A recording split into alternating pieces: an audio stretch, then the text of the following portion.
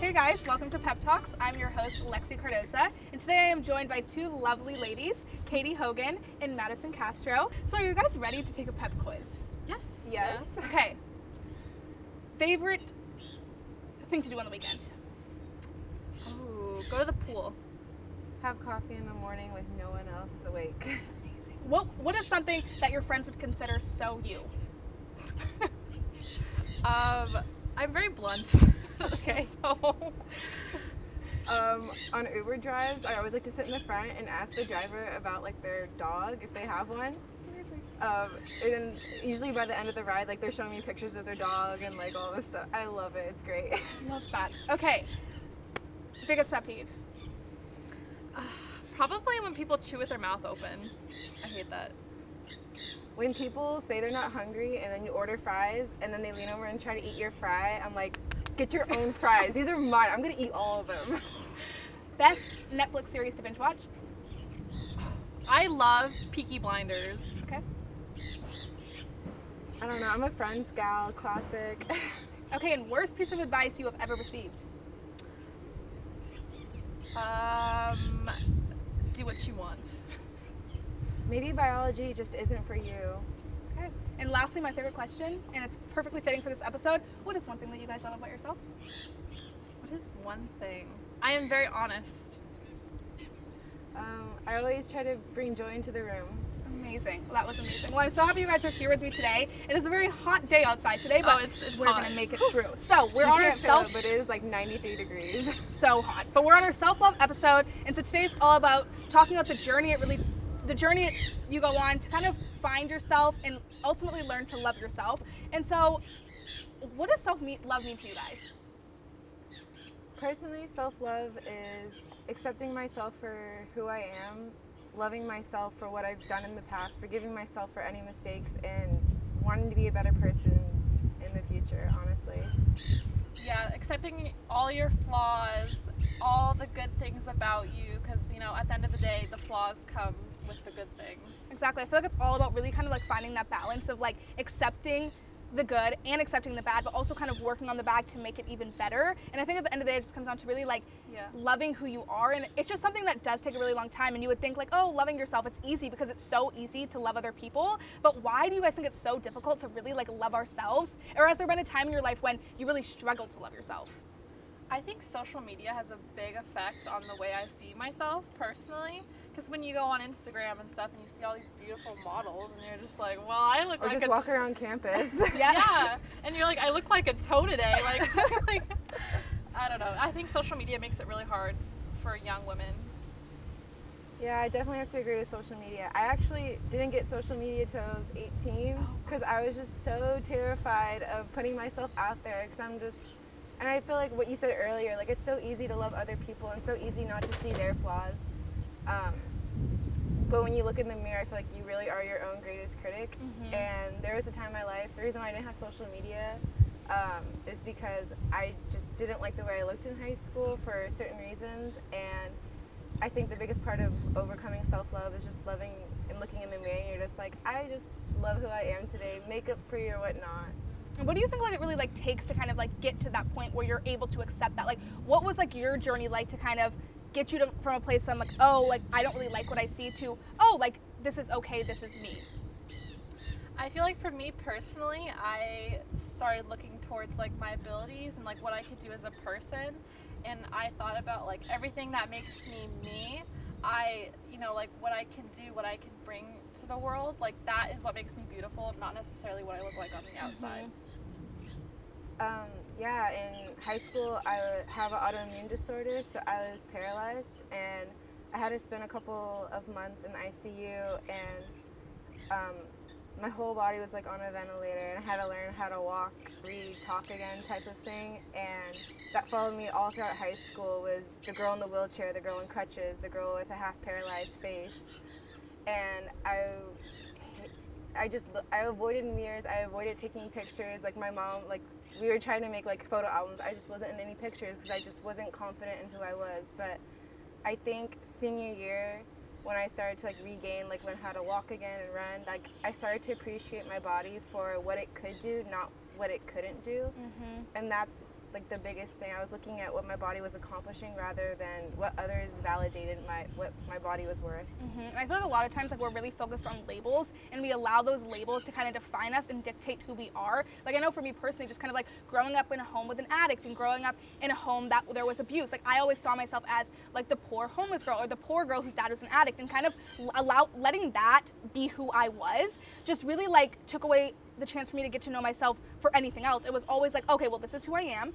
And then because I didn't want to share that, I always kind of created this like whole new persona where I was now pretending to be someone who had this perfect life, who wanted to be perfect, who just put that on. And I feel like going throughout my entire life pretending to be somebody that I wasn't really just kind of changed me into somebody that, one, I wasn't really proud of. And I can just think of so many times when I just like hated the life I was living. I hated who I personally was because I was so focused on what other people thought of me. I was always looking for external validation. I was always seeking other people's approval instead of actually sitting back and be like, you're awesome because of this. Your past shapes you, but it doesn't define you. And I feel like kind of getting to that was for me the journey, was changing my mind from like, oh, like this defines me, to no, it just shapes me. But I feel like that's kind of the journey that a lot of people are on, but it takes like a really long time to kind of really figure it out, because I know for like 20 years I was living a life that I wasn't proud of, and I honestly don't think I could even say I loved myself at all. And I feel like we've all experienced things like this. And how do you think that really like affects you as a person? It's exhausting. I can't imagine like trying to, and I know how you feel, like trying to get the validation of others, and you take on this persona of like someone who's always happy or someone who's always funny in the room, trying to hide what's really going on inside, and you feel like the only value you have is if you're contributing something, I guess. And I feel like that's why you're such a hard worker. Yeah, it also, loving yourself teaches you not to rely on other people too.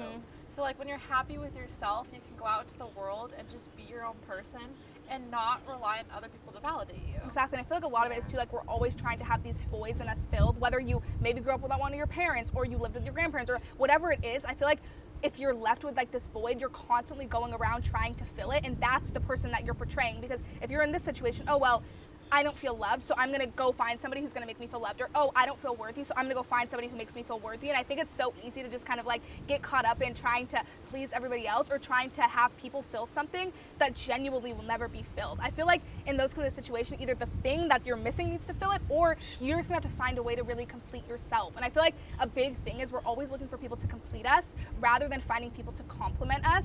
And that for me has been like a big struggle because I never really understood it. And I think a lot of times we kind of go through this not really like understanding what's actually happening until like you're kind of out of it and you can sit back and be like, oh my gosh, like I've been relying on people for this, I've been relying on people for that. And then you don't even realize that the position you're putting people in, which I feel like is also a very, difficult struggle in any relationship. Yeah, for sure. I think we all struggle with, loving ourselves every day. Like getting up, and it's a lot of work. It's not something that just happens overnight too. I feel like throughout all of our lives, we're always just going to struggle with self-love. Especially with seeking validation. I know, especially in high school, girls are so mean to each other. Yeah. I know it's like stereotypical, but it's true. And honestly, I sought validation in all the wrong places. I sought it through guys. I sought it through people that wouldn't care about me at the end of the day. I was trying so hard to please other people, to make other people want to be around me and seek validation through that because I was so insecure of what my own worth was. And it's exhausting. Yeah. And do you think like kind of having like these void or kind of like not loving yourself kind of leads you to the wrong people? Definitely. I think it can lead you to the wrong people because there are a lot of people out there who will just offer you a false sense of security too.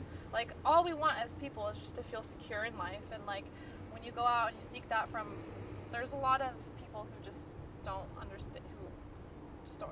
And I feel like there's people too who like take advantage of that. Like if they see somebody struggling, see somebody who doesn't really see their worth, then that's like their perfect way to just take advantage of it. And I feel like a lot of times when you don't know your worth, you're more susceptible to being in a relationship, being in a friendship, being in any situation where you're not in control and you have somebody else controlling you. And I feel like to kind of find that like, but it's hard because when you don't love yourself, you just see yourself as this is what I deserve. Like, you know what, I'm not valued, so whatever treatment I get is better than I even deserve. And I feel like that mentality is something that until it shifted, you just continue to end up in these very like bad situations. Do you guys think you've ever been in a situation because of the way you viewed yourself?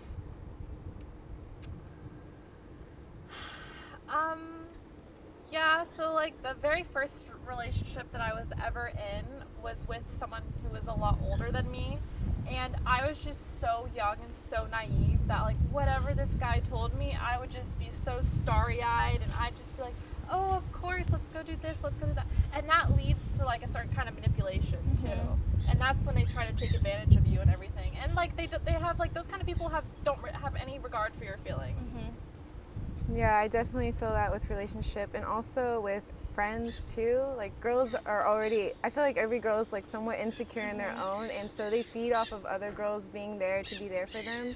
And I would just remember throwing myself into these friendships and pouring everything, showing it when they needed me to be, doing this and that for them, and at the end of the day they would not do it back to me. And it was so hard because I would try so hard to be that friend. At the end of the day, I'm the one behind the camera taking photos of like all of them, and like I was like, oh, can I get in the photo too? No. Yeah. Okay, It's cool. so one-sided too. Yeah. And especially if you're an empathetic person, like all you do is give, and some people just take and don't Give back. Yeah. back. And I feel like too, like when you're feeling empty or you're feeling worthless, I feel like we give so much to try to feel either needed or feel like, oh, like if I give everything, they'll give it back to me, then I'll feel better. But sometimes I feel like we don't even expect anything back, but we just feel good because we're making other people feel good. But I feel like there's a balance about doing too much and just doing enough. And I know I've been in situations where I just gave way too much. I was depleted, and at the end of the day, like, I didn't need to do those things, but I didn't view myself in a way of being enough, so I felt like I kind of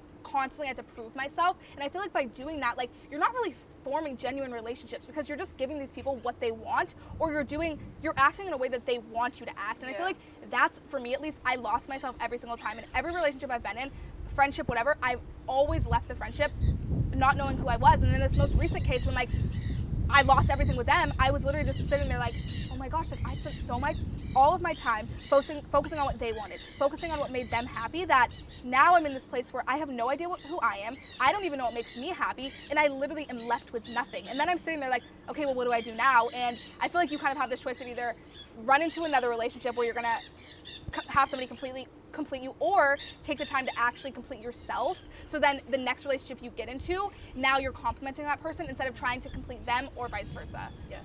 I totally agree with that. Definitely jumping from one relationship to the next. I didn't give myself a chance to just breathe and be like, what are my hobbies? What are mine? Because I dated someone for a very long time in high school and college, and it ended, and I was like, all of my friends were his friends, all of my hobbies were his hobbies. I did everything that he wanted to do because he was my whole world. And at the end of the day, I was like, there in college by myself, and I was like, what do I even want to do? Like, what's exciting to me, you know? Like, let's be spontaneous, let's go. I think that's the danger too of getting into a relationship before actually knowing and loving yourself too. Yeah. Because I feel like you set the tone for every relationship in your life. So if you don't love yourself, how can you expect anybody else to truly love you? Yeah. If you don't see worth in yourself, how can you expect anyone else to find value in you? And I feel like we really have to like have these amazing relationships with ourselves and love the crap out of ourselves, so then when we enter into something else, we're not going to take anything because it's like, oh no, like I know I don't deserve that, like this isn't what I'm going to take. And I feel like that's when we're able to really put up healthy boundaries, because we know who we are as human beings. And like I love the quote, no one is you and that is your superpower, because it's so true. Like we are the only person, we're unique, we were made like this for a reason, and I feel like we need to turn that into our superpower, and instead of like running away from who we are, we just need to embrace the good, the bad, the ugly, and just kind of like celebrate it, because we were all put here for different reasons. We all have different talents, and without everybody kind of working together, we wouldn't have this. For instance, just this show, if I didn't have all of my crew, all of my guests, everybody with different backgrounds, like I couldn't do this all by myself, they couldn't do this all by themselves. So I feel like that's something that like we really need to start like kind of focusing on, is just accepting who we are and accepting those around us, and just kind of creating a good relationship with ourselves, so everything else can kind of be based around that. Yeah, it's sometimes hard at Pepperdine too, because everyone is so good at everything, you know, and it's very hard being in like this group of like accomplished people and feeling like I'm like you're worth something, you know. So like it's very the transition from high school to college was very, very difficult. Yes. Because you had to find yourself all over again. I feel like we're constantly finding ourselves again. Like, I feel like through each chapter of your life, you're discovering something new about yourself. You go through something and it completely changes you. And I feel like when you're open to like allowing yourself to grow, you're just going to continue to like change into another person until I feel like our whole lives we're on this journey for self-love. I don't think this is something that happens overnight. It doesn't happen in a short amount of time. Our entire lives we're going to find things that we love about ourselves, that we don't like about ourselves, and it's kind of like up to us to what we do with what we figure out. Because you grow the most when you're in an uncomfortable position, when you're in a hard position, and I feel like the more you grow, the more you're able to love yourself. And I feel like too, it's like we really should like need to stop focusing so much on like what's going on around us. Like I feel like there's always like this major like FOMO of like, oh, if I'm not there, it's like you could be going through the most difficult thing in your life, but you don't want to miss out on something, so you do it anyway. And another quote that I love is, be enough for yourself first, the rest of the world can wait. Because I feel like when you take the time to better yourself, if you're feeling your best, that's gonna be apparent to everybody else, and then you don't have to try so hard. You can really just like accept it and just bring yourself instead of bringing the person that you created. Yeah, definitely have to agree with this whole be yourself. Like, I cannot imagine when you're going into friend groups, I used to be like, okay, what do they expect from me? Like, how do I have to act? How do I have to dress and everything? And now I just show up and I'm like, this is how I am. I make dad jokes. I like to get dirty and go traveling, and I am who I am, and people are either going to love me or they're not, but I don't have time anymore to waste. To worry. Yeah. You have to go forth and just be unapologetic about who you really are. So was there like a turning point in your life where it just kind of clicked, where you kind of thought like, okay, for so long I felt a certain way. I felt like I wasn't worth anything. I felt like I wasn't loved. And like, what was that turning point? And like, what really shifted you to kind of running on the journey to self-love and accepting it? I think for me, I used to horseback ride all throughout high school, and it's very interesting to see that bond that you have with an animal, because an animal loves you unconditionally and for all your flaws and all of that, and like that was how I was able to showcase my talent, and that kind of selfless love from an animal honestly helped me love myself. Definitely for me, it was freshman year of college. After my mom left, I kind of developed like an eating disorder, because I felt like that was the only control I had in my life, was control of my weight and control of food. And my guy friends were just like, yo, we should start weightlifting sometime. And I was like, okay. And I realized I couldn't lift these weights because I was starving myself. And the biggest click for me was to start eating more, start taking care of myself more, start sleeping more, and just like those little things, taking care of yourself, start to make me love my body again and love what my body could do, not like how small it can become. And I feel like weightlifting, honestly, freshman year is what really got me to like break out of my comfort zone and just be weird and goofy, and at the end of the day you're sore. Yeah, and I feel like it's all about you just like finding yourself, and I feel like the second you're able to like find yourself and find the things that you love and find what I feel like makes you happy other than appearance, because I feel like we are so like, the number one thing about everything is appearance. Like, I took a psychology class and it talks about like the impact appearance literally has on every area of your life, and I feel like we're so kind of caught up in that. It's like, oh well, I'm not skinny enough, so I better change something. And then I feel like we need to stop worrying about so much what's happening on the outside and think about like what we're good at. Like, what are our qualities? Like, what do we bring to the lives of others? Because I feel like when you're able to find yourself, I genuinely believe like for me, like it really led me to like finding my purpose, which I feel like activated my passion, created this, and I feel like now I'm just doing what I love. And it all started at just kind of finding myself and accepting everything that at one point I didn't want to accept, and just kind of like, I am who I am. Like, there's nothing that's really going to change that, and like I better love it, because if I don't, no one else really will. Exactly. So is there any ways you guys like practice self-care? Like, it's Self-Care Awareness Month this month. How do you practice self-care? Oh boy, I think my version of self-care is just probably going home and watching Netflix and just being in like my comfy PJs and just not talking to anybody.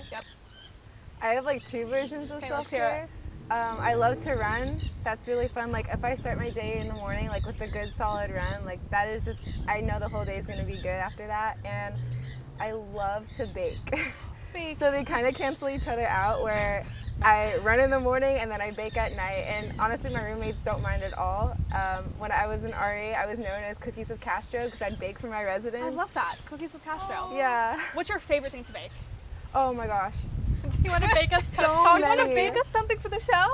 I think when I was in Argentina, like we baked for all of our host families, and honestly, apple pie was really good and cheesecake. Oh, cheesecake, what kind? Oh, strawberry with on top. That sounds so good. Now I'm getting hungry. Me too, stop.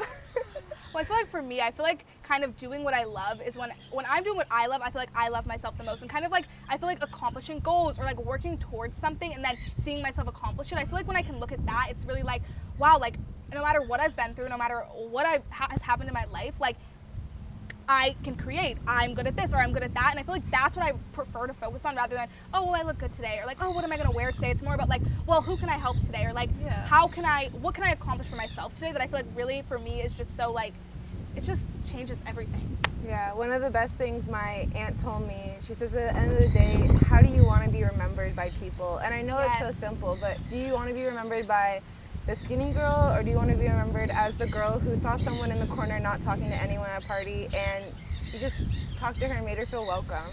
Exactly. And at the end of the day, like, how do you want to be remembered by is honestly such a good checker for me so I know to keep investing into people and to keep uplifting other people, and they will uplift me also. Exactly. 100% agree with that. Well, this is our self-love episode. It's all about loving yourselves. So can you guys give your best pep talk to yourself? You first. Oh gosh. Okay. You can do this. Oh gosh, I'm put on the spot. Okay. Absolutely. I guess my best pep talk for myself, I always want to be pushing myself, making myself, I shouldn't say it, I want to be comfortable, but I want to push myself in uncomfortable situations. Maddie, you have no idea what's going on right now, and you probably won't figure it out until there's a lot of parrots going on. The birds love it. They love what you're saying. You're pepping them up. Continue. Maddie, you have no idea what's going on right now, and you're gonna make mistakes, and you're gonna look back at it and laugh. And honestly, as long as you love yourself at the end of the day, forgive yourself for what you've done, and just keep trying to be a better person in the future and the next day, and keep baking also. Amazing. And for all of you guys, thank you so much for watching. Love yourselves hard. Make this amazing relationship with yourself so everyone going forward is amazing. And you're all amazing, you're all special, and you're all unique. And I'll see you next week.